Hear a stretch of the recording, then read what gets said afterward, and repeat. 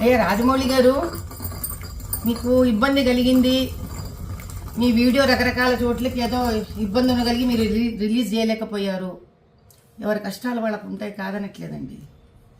కానీ ఆంజనేయ స్వామి వెనకుండి నడిపిస్తాడు అని మీ నాన్నగారు అన్నారు. అది ఇప్పుడు భావ్యంగా అనిపించట్లేదు మీకు అన్నారు కదా.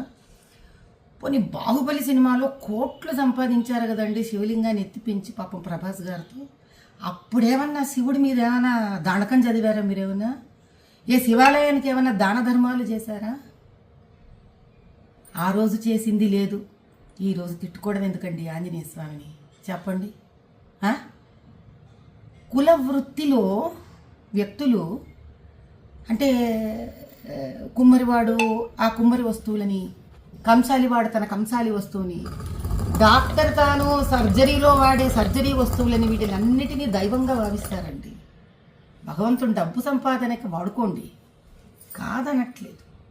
కనీసం డబ్బు సంపాదనకి ఉపయోగపడ్డాడు భగవంతుడు అని ఆయన పట్ల ఒక గౌరవం ఉంచడం మీలాంటి వాళ్ళకి, మాలాంటి వాళ్ళకి, మనందరికీ సామాజిక స్ఫూర్తిగా ఉండాలి. ఎందుకంటే ప్రజలు మనని చూసి మన మాట విని చైతన్యవంతమవుతారు.